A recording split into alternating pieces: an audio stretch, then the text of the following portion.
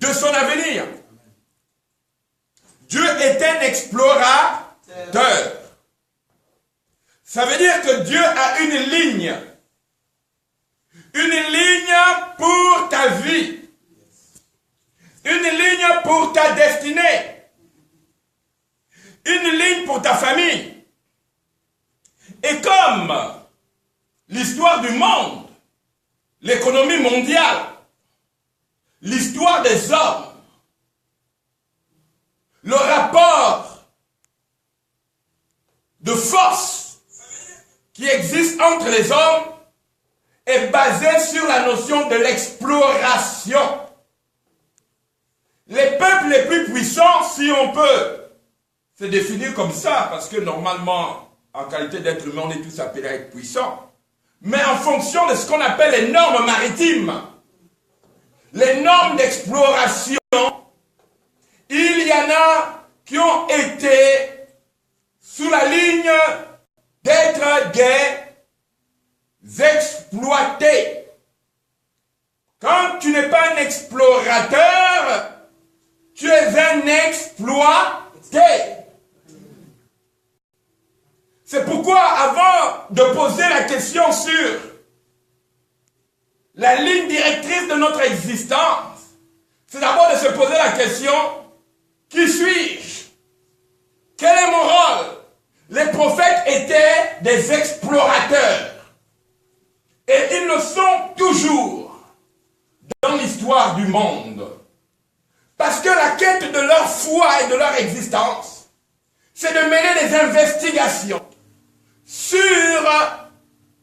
l'origine de toutes choses, en vue de découvrir les portes, si tu veux, de découvrir les causes inhérentes ou rattachées à la destinée de leur croissance, non seulement spirituelle, mais aussi physique. C'est pourquoi l'une des choses qu'on interdira aux hommes qui sont faibles, c'est de trouver des êtres et des hommes dans leur époque et dans leur temps qui sont les prophètes, qui les amènent à l'idée d'explorateurs. On est influencé dans le monde invisible et comme dans le monde visible par la simple notion d'exploration. Ceux qui ont exploré le monde Maritiama, qu'on a défini par maritime, mais le vrai nom babylonien c'est Maritiama, et le nom du peuple bantou on dit Maringa. C'est-à-dire que le monde de Maria, ou dans Moanalise, quand tu ne connais pas ce monde, tu ne sais pas explorer ce monde. C'est pourquoi il faut d'abord savoir une chose, que notre dénomination, qu'elle soit politique, qu'elle soit économique ou religieuse, ont un seul but. C'est de nous amener au consentement, à l'adhésion, comment on appellerait ça? Tacite, à refuser d'explorer le monde de Dieu. C'est ça le but de la religion.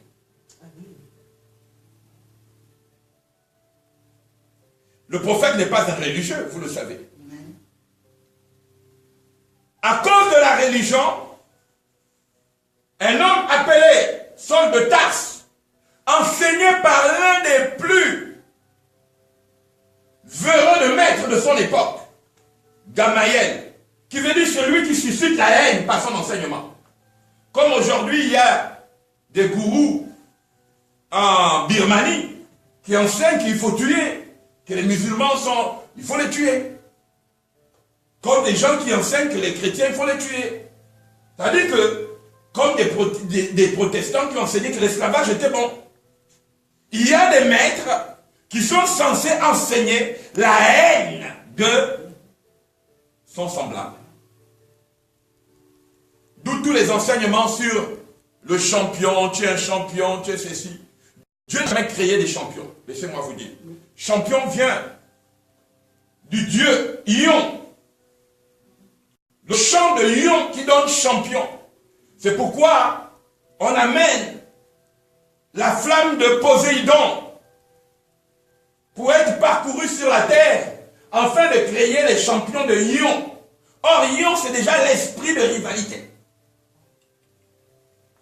L'esprit d'orgueil. La nécessité de se faire passer pour un dieu. D'établir les lois de Marie Tiamat, les lois d'esclavagisme, qu'elles soient physiques, mentales et spirituelles, parce que l'esclavage, ce n'est pas seulement les travaux forcés. L'esclavage, c'est la perte de la connaissance de Dieu. Quand on t'a coupé de ta lumière divine, tu es un esclave. Parce que Dieu ne te parle pas. Vous savez, pour Dieu, lorsqu'il y a eu le déluge, excusez-moi du monde, je vais vous choquer. Pour Dieu, ce n'était pas les hommes qui étaient morts le jour du déluge. Qui étaient morts. Ceux qui avaient perdu leur essence divine au jour du déluge ou à Sodome et Gomorrhe, ce n'étaient pas des hommes qui mouraient.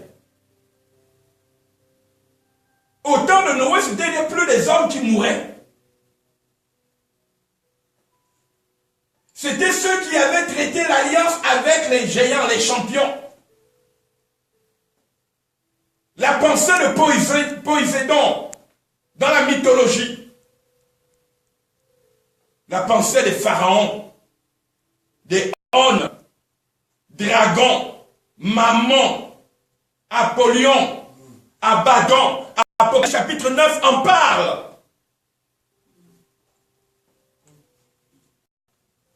Qu'est-ce que je veux dire par là? Chaque fois que nous sommes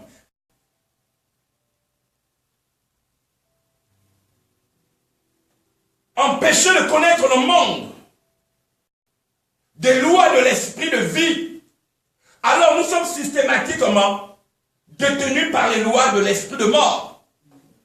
Et c'est pourquoi l'apôtre Paul va dire, malheur à moi, car il y a inscrit dans mon corps les lois de la mort. Qui pourrait me délivrer de ce corps? Parce qu'il faut savoir que les lois de la mort ont été inscrites dans la charge génétique d'Adam et Ève après la chute. Parce que il faut savoir que Adam et Ève ont chuté le 25 décembre. 25 décembre n'est pas la fête de Jésus. Le 25 décembre, c'est la chute d'Adam et Ève. Ils sont passés du monde de lumière au monde lunaire. Et c'est pourquoi le Père Noël passe à minuit avec son traîneau. Et lorsqu'il frappe les traîneaux, les étoiles deviennent une poussière. On parle de poussière des étoiles. Et c'est pourquoi le Père Noël, c'est le monde des lois Marie Tiamat. Or, Tiamat, c'est la déesse des eaux. Elle est appelée dans la Babylone antique, Tiamat. Dans Rome, Vaticanus, elle est appelée Maria. Et chez d'autres peuples dont je connais le mystère, je peux vous donner son nom. Et elle est la mère primordiale. C'est pourquoi tu ne peux pas devenir pécheur, tu ne peux pas devenir scientifique, tu ne peux pas devenir philosophe. Tant que tu n'as déjà philosophia, Sophia, c'était la mère des origines. Et c'est elle qui est célébrée le 25 décembre, qu'on appelle aussi Mitra. Or, Mitra étant le fils de Baphomet.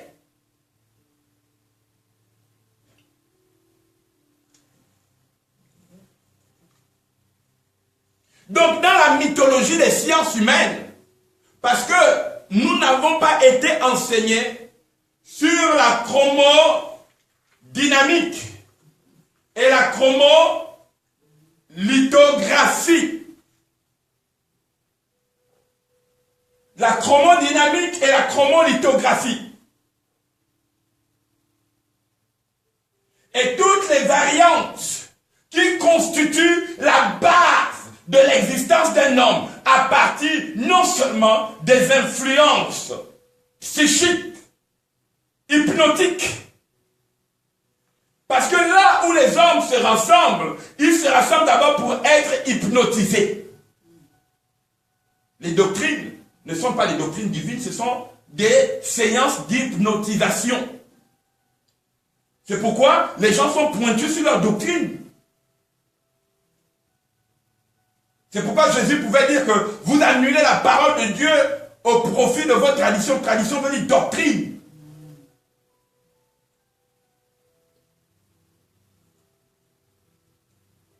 Notre monde nous empêche de comprendre ce qui se passe en ce moment. C'est pourquoi, lorsqu'on ne connaît pas la valeur d'une fête, on la prend dans le sens du comédien, dans le sens de la rigolade. Or, toute fête est un rituel. Toute fête est un rappel, est une activation d'une mémoire, c'est-à-dire l'activité d'un génie. C'est ça le mot fête. Toute fête est une activité d'un génie. Il faut que ça soit clair dans ton esprit, toi qui me suis. Toute commémoration est l'honneur qu'on redonne au génie qui nous a permis soit d'avoir accès à une faveur, à une grâce. Toi, tu vas fêter Noël. Tu as eu quoi? Toute ta vie, tu as eu quand même des problèmes. Tu ne dors même pas bien la nuit. Tu as passé toute l'année devant les pharmacies. Malade, frappé de part et d'autre. Noël n'est pas pour toi. A dit que le serpent même t'a déjà pris en captivité. C'est pourquoi il est important, lorsque nous cherchons Dieu, Dieu nous a dit, le Dieu créateur, je ne parle pas parce qu'il y a plusieurs dieux. Poséidon, c'est un dieu. Déméter, elle est déesse. Mona Lisa, elle est déesse. C'est pour cette raison qu'aujourd'hui, la plus grande délivrance de ton âme, je parle ici de la valeur de ton âme. Je ne parle pas d'appartenir à un groupe de doctrine où on massacre ton esprit. Non. Je parle de la valeur de ton âme. Et je ne la parle pas, comme le diront certains gourous, ou certains, quand on parle de gourou ici, je ne fais pas allusion au thème péjoratif dans le sens, mais certains maîtres. C'est la valeur de ton âme. Jésus a dit, à quoi sert-il un homme de gagner le monde s'il perd son âme? Matthieu ou Marc chapitre 8 verset 38 je crois. Il est important que cette parole soit marquée au cœur de notre tête. Et c'est pourquoi la Bible dit, ayez de la déférence pour vos conducteurs spirituels. Pas n'importe quel conducteur spirituel. Or, le mot spirituel est composé de deux termes. Spire et rituel. Or, quand on dit conducteur spirituel, c'est celui qui connaît l'art des spires et l'art des rituels. Parce qu'il y a plusieurs personnes qui disent je suis spirituel. Mais quand tu l'entends parler, il ne sait même pas ce qu'il dit en fait. Parce qu'il est lié, il est dans une spire. Il est dans une spirale. Puisque le corps est fait de spirale, et à partir du moment où ton corps ne sait plus renvoyer l'énergie primordiale, l'énergie vitale, l'énergie qui galvanise le pouvoir suprême en toi, tu n'es qu'un rituel d'esclave. C'est pourquoi Jésus a dit, ils ont des yeux mais ils ne voient pas. Ils ont des oreilles mais ils n'entendent pas. Il est très important dans notre démarche spirituelle de comprendre le monde des spires. Et quand on comprend le monde des spires, on comprend pourquoi l'homme, de son existence, peut connaître un envoûtement. Et là, ce n'est pas une question que je sois chrétien, que je ne le sois pas. Les chrétiens ne sont pas plus nantis dans une nation que ceux qui sont en train de les abuser. Si vous êtes un chrétien, vous vivez dans un pays où le chef est cruel et dangereux, vous n'allez pas bénéficier d'une faveur de Dieu parce que vous êtes chrétien. Est-ce que vous comprenez cela? Parce que vous obéissez à la loi des spires, à la loi de la servitude. Et il faut comprendre comment Moïse a été invité par Dieu pour avoir accès au monde de la puissance. Je voudrais, ce soir, amener quelques droits de bonté dans ta vie. Je voudrais, en ce moment de fête de Noël, ou la fête de la chute d'Adam et Ève, parce que, comme je vous l'ai dit, dans le monde entier, c'est le 25 décembre où Adam et Ève a chuté. C'est la fête de El-On. Or, El-On, il passe pour être le Père Noël, alors qu'on devait fêter. Vous avez vu que sur la terre, il y a une fête d'Adam et Ève. Ça n'existe nulle part. Mais on vous donne une fête d'un être qui a été à l'origine de leur chute. Et toute la terre reconnaît cette fête comme étant la fête où ils doivent continuer l'art de perpétrer la chute. C'est pourquoi cette période du 25 décembre, qui est aussi la période de Mitra. Or, Mitra était le dieu de Parsis. Et les Parsis, vous les retrouvez en Inde. Ce sont les grandes familles. Et d'ailleurs, on vient des Parsis, Parisis et toutes ces choses. Ce sont des grands adorateurs du dieu de feu, Zarathustra. Or, qui était Zarathustra, le Zarathustra? Et c'est là où est venue toute la science des pays de l'Inde, la magie de l'Inde, le vaudou, le vaudor. Parce que le vaudou est né d'un besoin de l'homme, de son empressement à ne pas s'attendre à Dieu. Le vaudou ou le vaudor, lorsque le peuple d'Israël, le peuple hébreu, est sorti de l'Égypte, qu'on appelle les Bantous, les premiers hommes, sont sortis de l'esclavage. Mais ils ne sont pas sortis de l'esclavage de l'Égypte. Parce qu'il faut savoir que l'Égypte, dans son pouvoir économique, a été l'une des premières nations d'avoir traité avec la déesse Aton. Je m'arrête là pour Internet, tout moi.